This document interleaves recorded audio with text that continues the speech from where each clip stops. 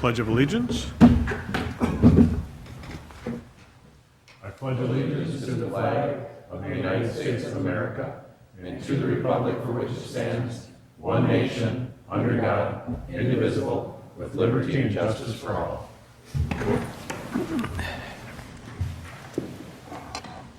Adoption of agenda. So move. There's a motion and a second to adopt the agenda. All in favor say aye. Aye. Opposed? Carried. Item 5 is public comments. Does anybody wish to make a public comment at this time? Nobody coming forward? Consent agenda.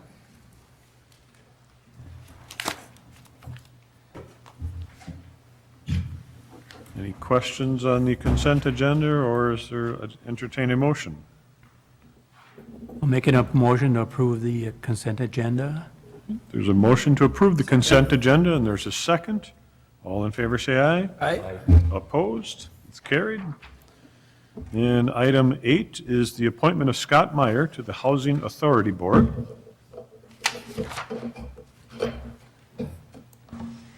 Make a motion to approve that appointment.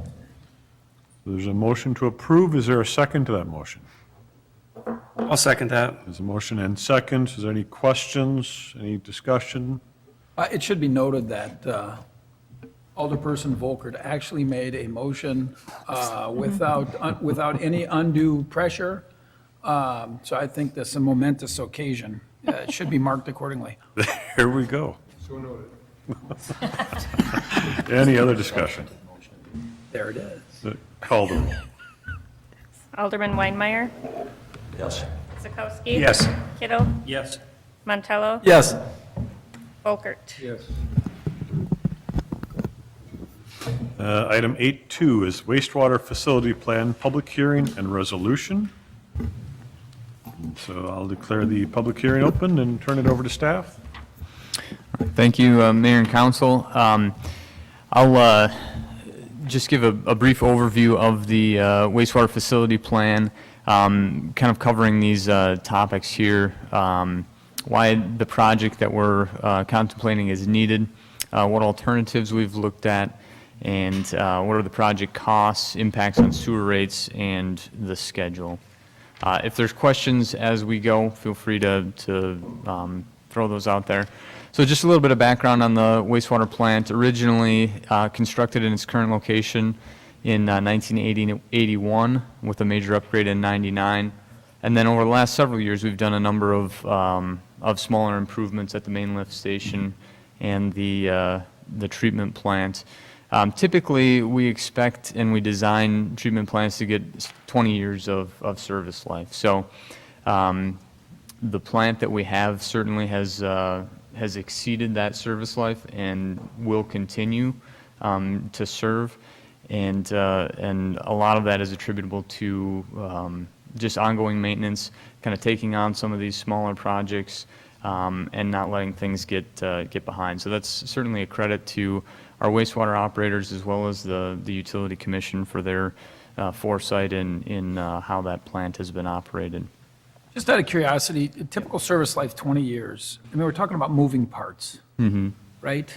Some of them. I mean, so the moving parts, some of those are wear items. Some of those may only last 7 to 10 years when we're talking about pumps or smaller items like that. But kind of the large equipment, we do, and we have gotten 20 years and more out of most of the stuff there.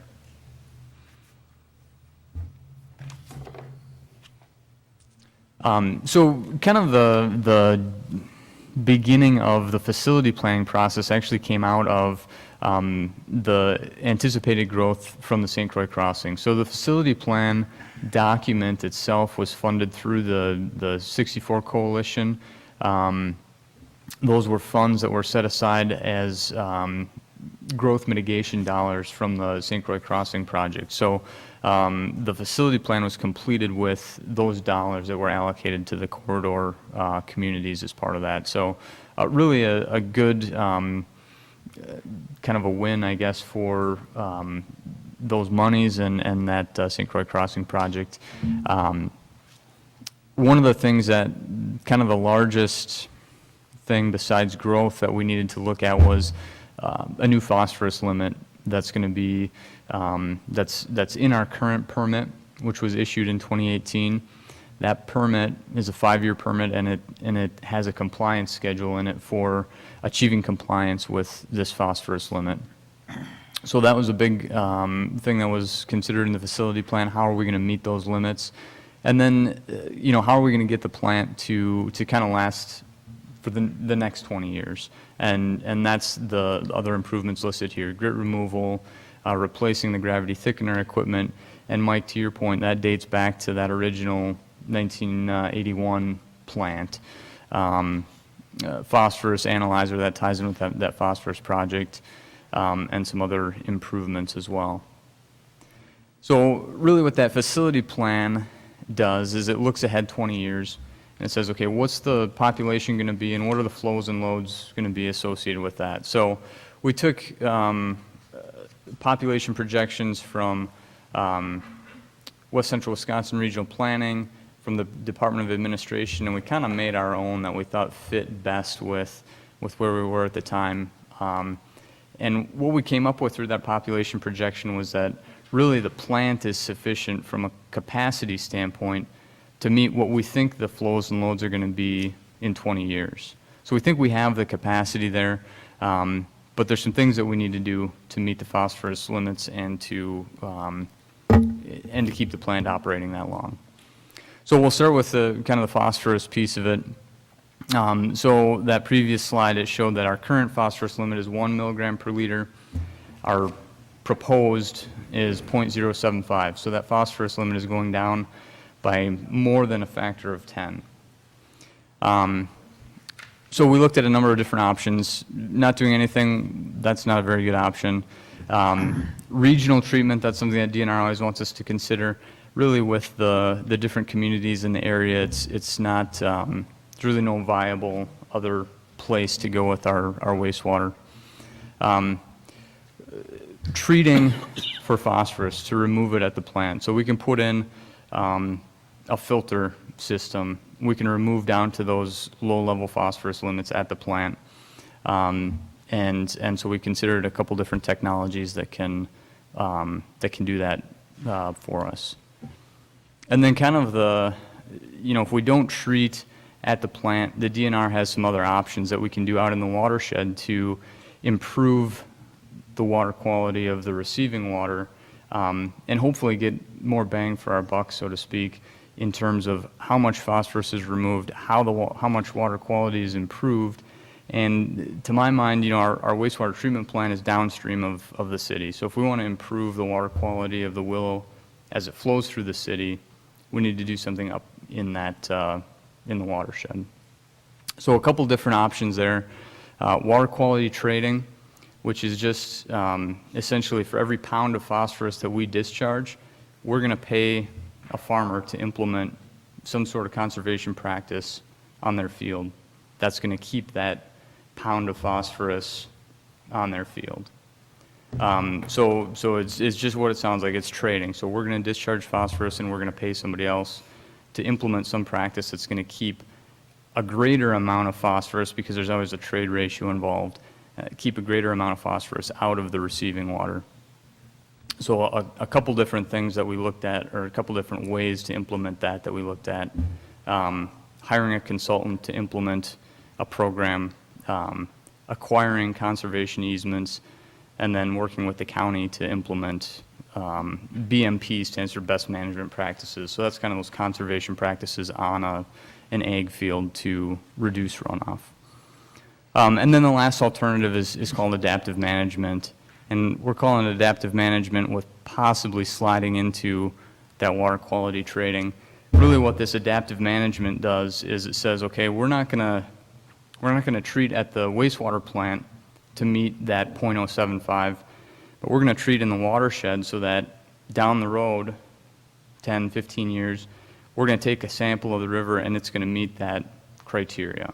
So we're going to do enough, we're going to remove enough pounds of phosphorus in the watershed to actually bring the receiving water up to where it needs to be. So the DNR requires us to look at these and put together a present worth, 20-year present worth analysis. And then we have to use the most cost-effective alternative. Well, obviously, there's some uncertainty in how we do this present worth analysis. We're making assumptions. So if these alternatives are within 10% of each other, we kind of consider those equal. So we've got a number of alternatives that are in this $4 to $4.5 million range. So those are, more or less equal from a present worth standpoint. But where we landed with this is to pursue this adaptive management alternative. It's a 20-year present worth of about $4 million, which is primarily, you can see here, there's really no capital cost to speak of, but it's an ongoing cost. We're going to be continually implementing practices in the watershed to reduce that phosphorus load so that we can improve the quality of the surface water.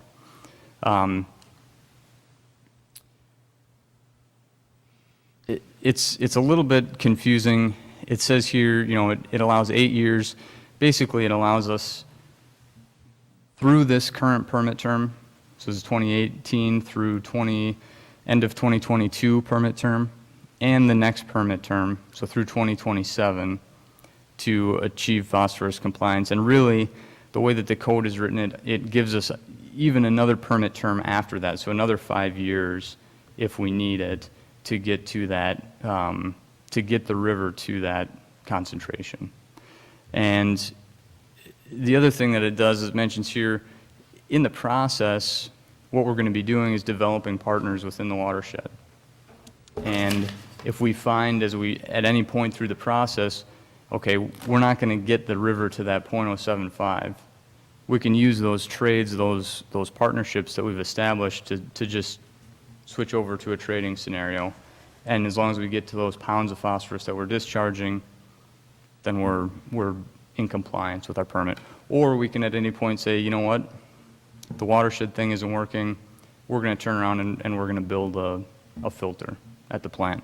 But this alternative kind of gives us the greatest flexibility to be able to try to make some changes in the watershed, to be able to try to improve the water quality. And if it doesn't work out, there's really no loss. We can turn around and we can do something at the plant. So that's kind of the phosphorus piece of it. And then the other piece of it, as we said, the existing facility, the capacity is there. We need to make some upgrades. We've identified a project that's just over $3 million worth of upgrades. So we're proposing to move forward with that in 2020. We would fund that project through DNR's Clean Water Fund loan program, which is a subsidized loan, 55% of the market rate, or about 1.65% on that loan. And this project and the repayment schedule was included in the sewer rate case that was approved and went into effect in November 1st of 2019. So there's really no further impact on rates. This was accounted for in that rate case that was recently gone through. So for that project at the wastewater plant, the schedule moving forward is basically for a March bid date, an April award of contract, construction starting in 2020 and wrapping up in 2021. It's a lot of information boiled down into a short time frame. The $3.3 million, is that equipment needs or upgrade needs, or is that partnerships, or? No, so that's strictly at the plant. So that's just upgrade the plant so that facility will meet our needs for the next 20 years. So it's things like new sludge thickener, grit removal system, sludge storage tank covers, other kind of miscellaneous things around the plant to get us to where that plant's going to last us the next 20 years. So that phosphorus piece of it is separate from that. Okay. And really the schedule on that is, we kind of vaguely put it in here, 2019 to 2027. So really, in the next 3 years, it's just saying, yep, we're going to pursue this adaptive management alternative. And then as we get into 2022, starting to kind of craft that plan. Okay, how are we going to meet this criteria? And then the implementation of that plan doesn't start until 2023. And that's what you need the partnerships and the... Correct. Yep, Okay. exactly. Does that cost any money? So that would, I mean, essentially what we would be looking to do is we're going to try to incentivize, either we're going to pay a farmer to, Keep take his a phosphorus. marginal field out of production or implement some other conservation practice, or we're going to look at, other partnerships with U.S. Fish and Wildlife to acquire property and do, prairie restorations and get credit for that, or, any number of different things throughout the watershed. But in the end, you can do all of those things and the phosphorus count doesn't go down. I'm talking about the partnerships. Yep. I mean, that just really hits me as being rather dubious because you don't control all the phosphorus that's put on. You're taking, and you said a farmer. I understand you're talking Yep. about, you're trying to get some acreage that isn't fertilized, that type of thing. But it's interesting because it seems like the DNR would say, City of New Richmond, we want to make sure that what comes out of your pipe into the river meets a certain level of cleanliness. Yep. And in essence, they're not saying that. They're saying we want the river to be at a certain level of cleanliness, and we're going to put it on your backs Yeah. to get people to voluntarily comply, because they have no way of saying, where's it really coming from? Well, we do. We would, and there's two different, I mean, there's the adaptive management and there's the pollutant trading. So on the adaptive management side, I mean, the way that we make sure that it's happening is by measuring that concentration in the stream. Now, we don't have to do that. The DNR, what the DNR is concerned about is just what you said. The effluent coming out of our pipe meets this criteria. Well, the big picture, the reason for that is because we want the stream to meet that criteria. Sure. And so we can, look at within our plant and we can make that happen. But is that the best way to spend those dollars? And kind of the reason that some flexibility was built into this was because they knew it was going to be expensive to make these improvements at treatment plants, not just in New Richmond, but statewide. Okay, so is there a way that instead of removing, 2,000 pounds of phosphorus at the treatment plant, for the same price, we can remove 8,000 pounds of phosphorus out in the watershed and do more good, essentially? Of course, that's only talking about the people that are in the program.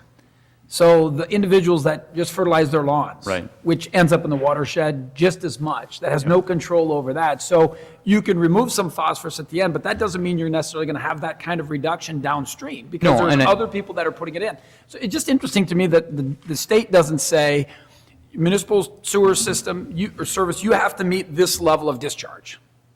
And then we're going to make money available to people to get them to behave, because a clean stream, good for everybody. Right. But that isn't, the Willow River isn't New Richmond's watershed only. Right. Obviously, it belongs to a lot of folks that live upstream and do things that create a high phosphorus count. I think, in essence, the basis of your proposal is it's the most cost-effective. It's the Of most the various cost-effective plans. and Possibly the most cost-effective. And I would say it's the most flexible too, because, we can say, we can go down this adaptive management route, and we can go down that route for 5-10 years, and we can say, oh, we're not seeing the in-stream reductions that we thought we were based on the pounds that we're removing from the watershed. So, but we happen to have developed the amount of trades that we need to offset the phosphorus that we're discharging at the wastewater plant. So then we just tell the DNR, well, we're switching from the adaptive management to pollutant trading. Here's the trades that we've got. And then it doesn't matter what the concentration in the stream is, because we've got the pounds removed that we need to. Or we can say, it's not working. We're going to put in the filtration system at the plant, and we're going to meet that criteria at the plant. And I think the benefit of kind of taking the time to investigate the watershed alternative is, I mean, it also gives the opportunity for technology to kind of catch up with these stringent phosphorus limits, because these have only been around for a couple of years. So the technology to remove phosphorus to this level is in its infancy, which is to say it's still very expensive. And so over the next 5 to 10 years, what are the other things that will be developed that, will be more effective at doing that at the treatment plant as well? So I think to me, that's the best benefit of going this route is it just gives us the most flexibility. Let's say with the DNR, and let's say on a farmer's land, you want like a 100-foot buffer zone on each side of the river. Mm-hmm.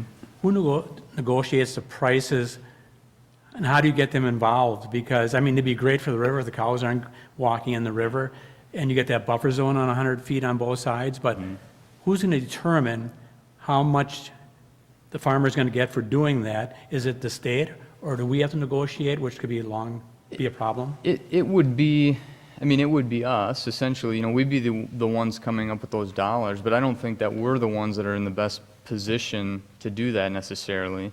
Exactly. But we've had that conversation with the county, and they are the ones that are in the best position to do that, because they have these relationships with the farmers. They have the soil conservation program, and they have a lot of these programs in place where, I'm going to say on a more voluntary basis, farmers can use their services, can have a nutrient management plan and some of those types of things. Well, if they had some dollars, to put into that program, I think that'd be a win-win, for us having someone to kind of help administer it, and for them having those dollars to be able to do what they're trying to do anyway.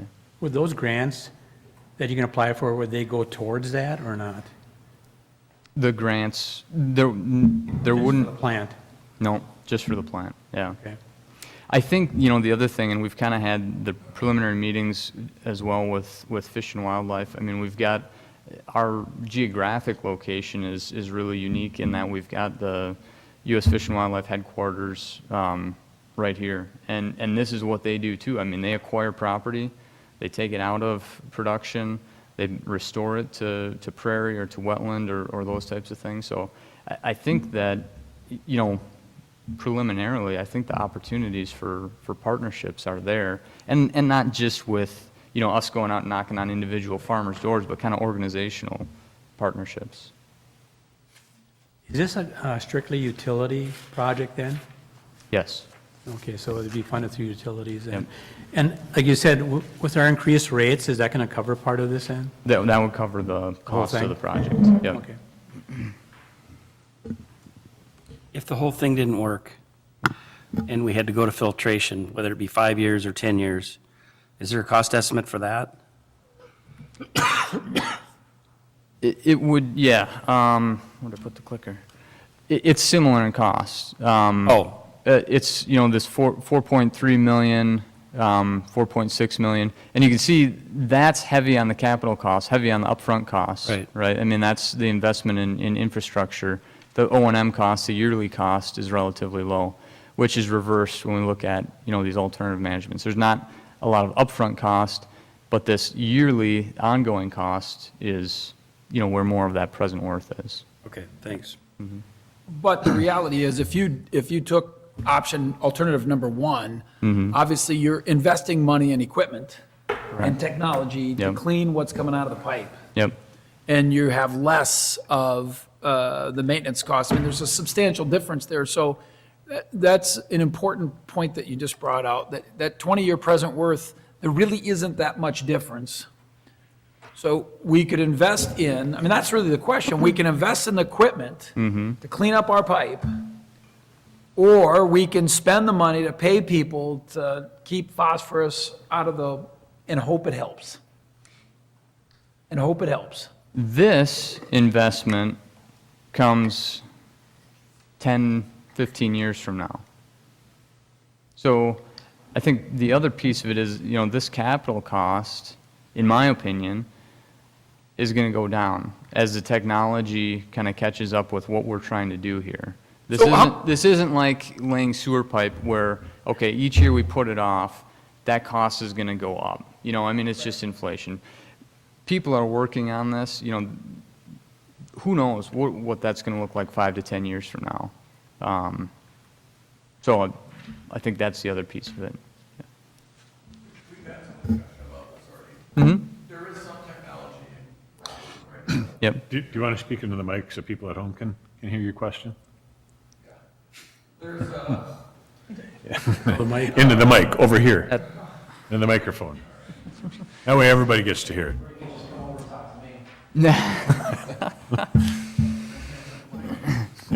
Okay.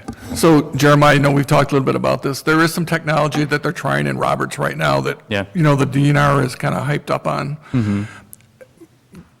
That's up for you guys to choose whether you want to investigate or not. But the nice thing that, I followed that story for quite a while. Yeah. The nice thing about it is that it produces revenue. So there's a revenue stream that comes from that can help pay for it, and then eventually it's free revenue to the city to use Yeah. as you decide. But again, that technology just having followed that story is pretty impressive. Absolutely, and I think that's a great point. I think that's an example of where this is headed, and so Roberts will be the first full-scale plant implementing this algae-based clear as technology. So that's fantastic. Let's let them try it and see if it works. And we have time. If it does, then. And if it's cost effective, like Tom said, if the market is there, there's the potential to produce revenue, then yeah, absolutely. I think that'd be a great alternative. That's not something that was considered in the facility plan just because it's not been implemented full scale yet. It's still in its infancy, but give it, a couple 5 years, and that might be the answer all over the place. So just sitting here- Roberts is kind of first in line with their permit schedule and what they've got to do, and they don't have the luxury is maybe not the right word. They don't have the watershed that we do, which is kind of a blessing and a curse. And we've got a very agriculturally dominated watershed, a huge watershed, 200,000 acres. They've got a very small watershed that is maybe 10,000 acres that contributes to the Twin Lakes. It's not as much ag, and so it doesn't meet some of these other hoops that you need to jump through with the DNR to say, okay, we're going to try this adaptive management thing. You don't envision this going 20 years. I don't. So really, the way I understand what you've kind of just said is that you're really hoping to buy time. Maybe it's 5 years down the road and we're putting filters in.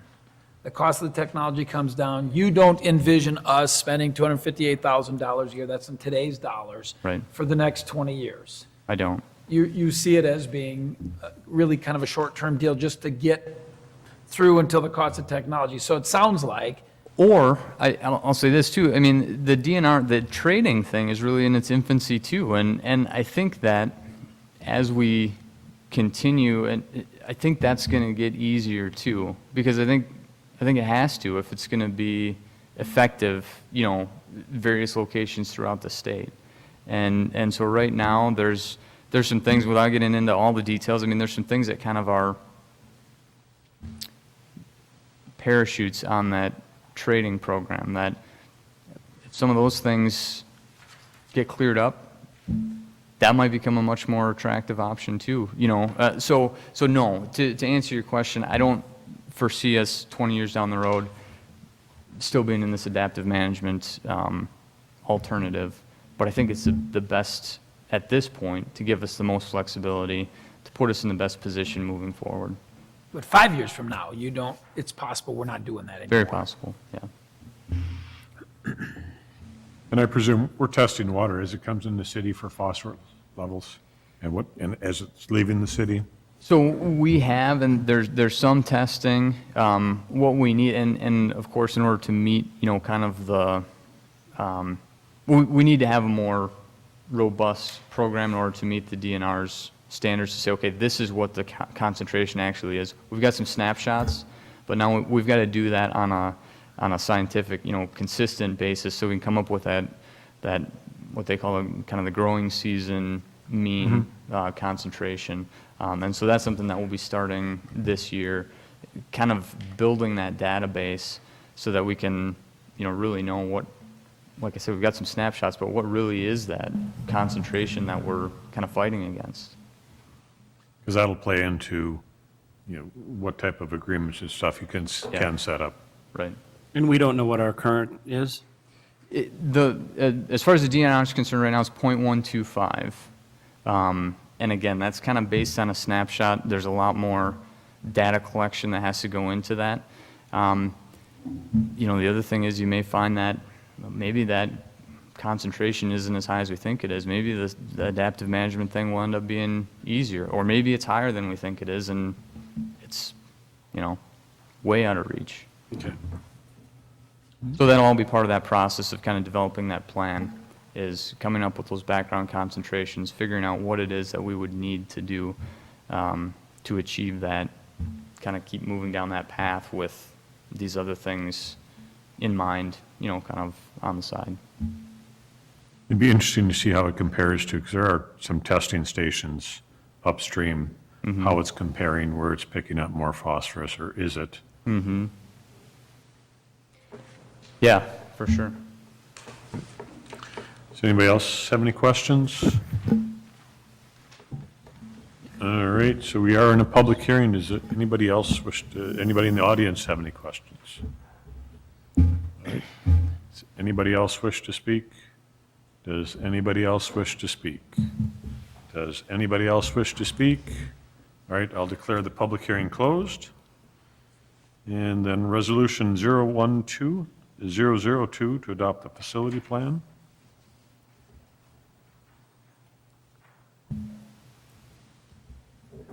Mr. Mayor, I offer a motion that we approve Resolution 012002, adopting the wastewater facility plan as it's been presented tonight. Second? All right, we have a motion and a second to pass the resolution 012002. Is there any discussion? Call the roll. Alderman Kittle, Yes. Montello, Yes. Volkert, Yes. Weinmeier, Yes. Zakowski. Yes. Right, item 8.3 is resolution 012001, authorizing city staff to apply for Transportation Alternatives Program, a TAP grant. So, Mayor and Council, you recall the TAP program is what we got a grant from for the County Trunk A trail. We've talked about kind of this connection out to Whispering Prairie along County K, and Noah and I have talked about this. We think that would be a good fit for the TAP program as well. So this just kind of authorizes us to apply. There's still some things that we'd have to get figured out to determine with the county if now's the right time and some of those types of things. But this at least keeps the door open for us at this point to submit that application. Mr. Mayor, I'm going to offer a motion that we approve Resolution 012001. Second? There's a motion and a second. We'll get into discussions. How far out would that trail? Is it depending on a grant, or what are we proposing? Oh, Whispering Prairie. All Yeah, right. you might as well. Yeah, so we would propose to go all the way to Whispering Prairie. Yeah. And that's, we've been in discussions with the county too. The county would like to reconstruct that road, all the way out to T. So, we're kind of coordinating with them to Right. make sure we're doing this in the right order and that type of thing. But that's our plan. The county's aware of it, and their highway department is on board with that as well. As long as the city's kind of paying the trail share, they're paying the Right. road share. Are we looking at on-road or off-road? This would be an off-road facility. In yeah. addition to the bridge in, or? Yeah, separate- so, and I can't remember if I think it was in the update, I don't remember if we talked about it specifically, but the multimodal local supplement program, that was the kind of the grant funding that was out there for this year.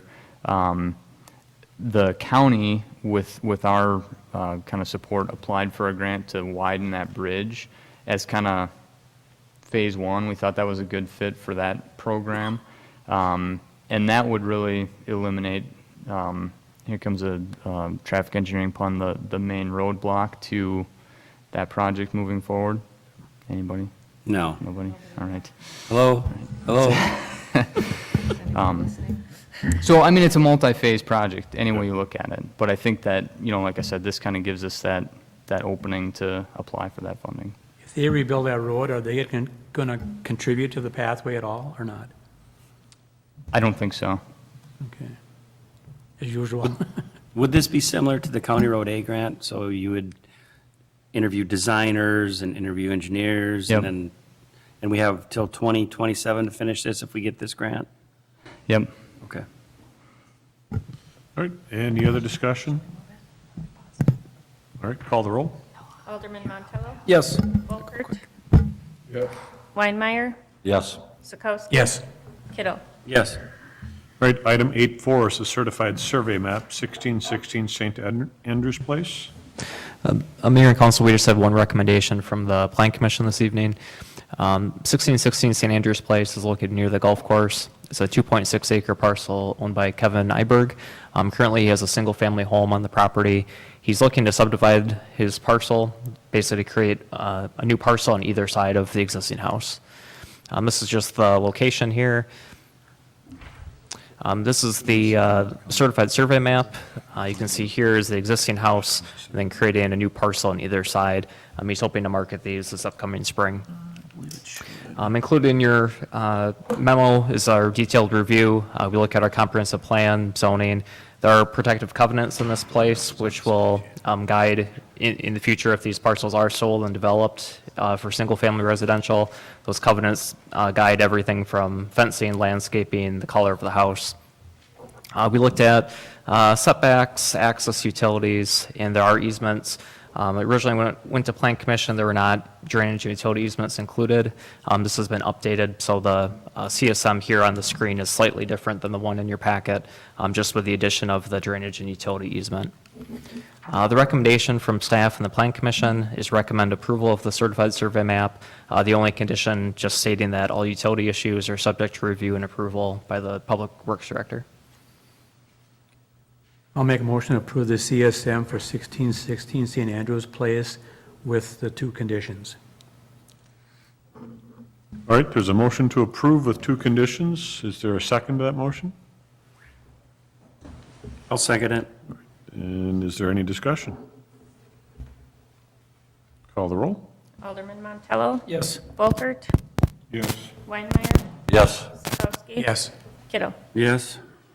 All right, item 8.5 is the CBD Oil Ordinance. I believe there's going to be some discussion on this, so. This is coming from Public Safety. Yeah, good evening, Mayor and Council.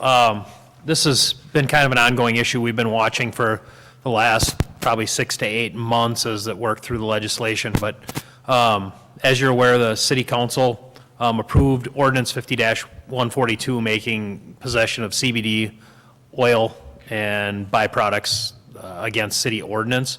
That was done to match basically the state statute at the time. Back on November 26th, the state of Wisconsin passed Senate Bill 188, or Act 68. That was passed November 26th and published November 27th. I talked with the Assistant Attorney General at that time, and part of that Senate bill basically made our ordinance obsolete. It says under the 961.32.3C that we can't enforce that through ordinance any longer. It also made basically possession of CBD or agricultural hemp and its byproducts legal to the end user at that point. So legally grown hemp and all its byproducts are now legal in the state of Wisconsin through this bill. It was brought to the Public Safety Committee. Public Safety Committee asked that it be heard by the entire council. I provided Attorney Nick Vivian with that Senate bill for his review. And I don't want to speak for Nick, but I believe he's in agreement that our ordinance is probably obsolete. Yeah, that's exactly right, and we've had some conversations about enforcement as well, and the challenges associated there. So I concur with the recommendation here and the discussion that's taking place. The difficulty is, the reason we pass an ordinance to begin with is that you have no way of knowing, for people that are using CBD oil, whether it's legal or not. Correct. The way that the Assistant Attorney General explained it to me is, in essence, if you went to the store and picked out 2 bags of flour off the shelf, trying to decide which state the flour came from.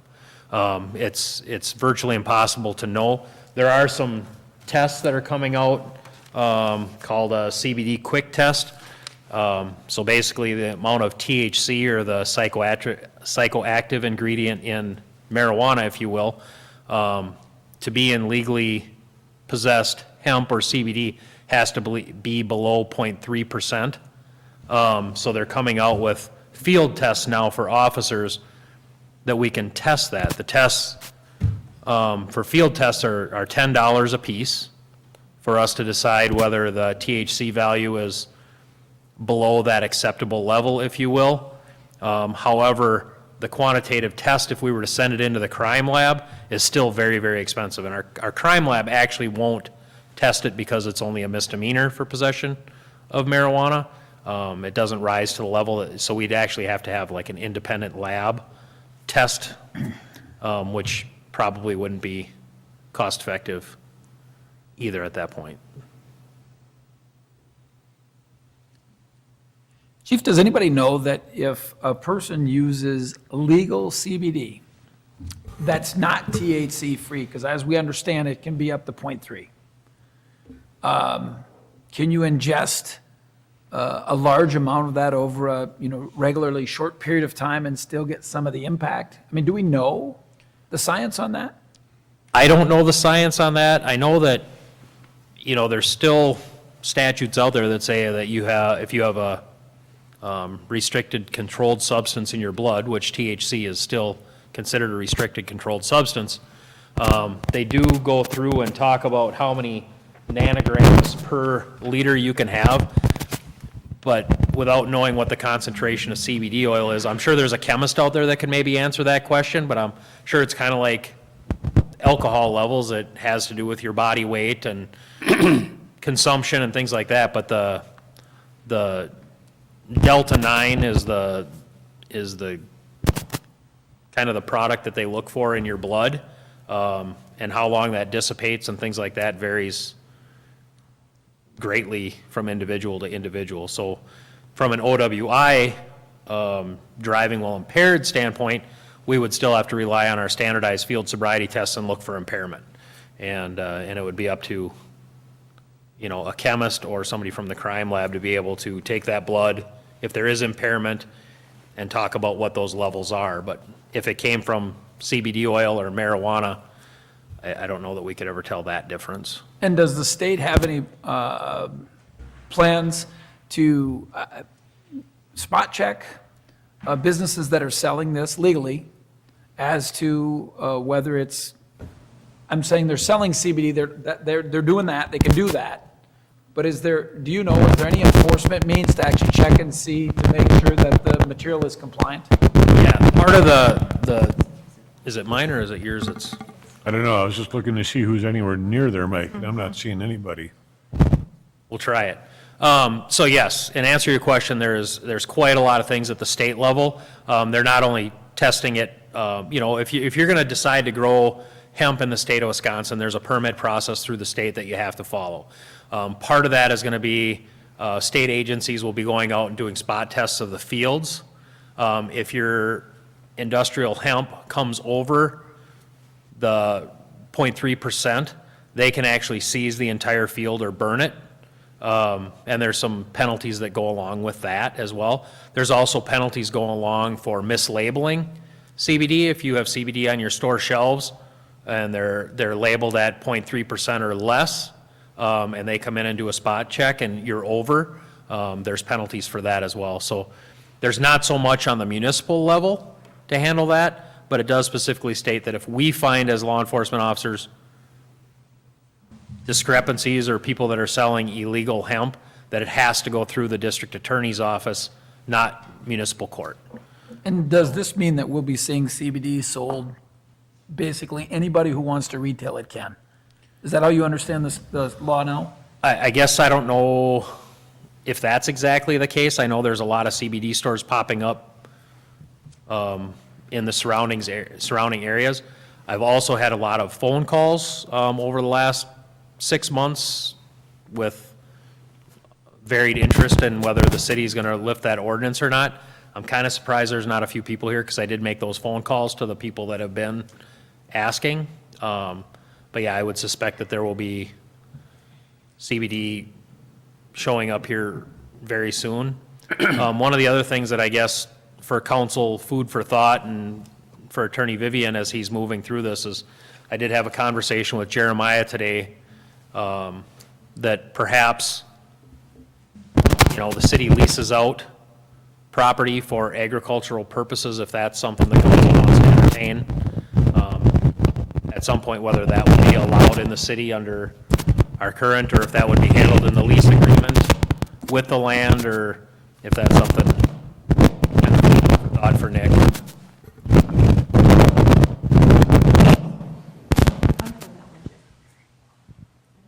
feel like it's Mike's.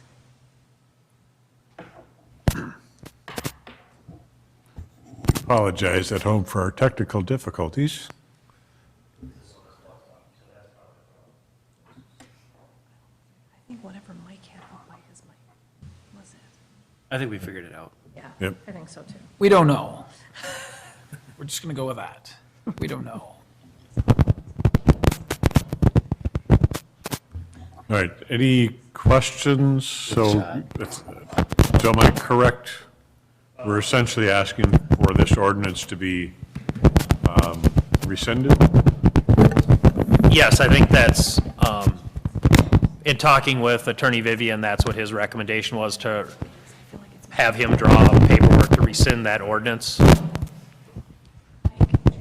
Unplug your mic, Mike. Unplug it down below. Where do I do that? Down below.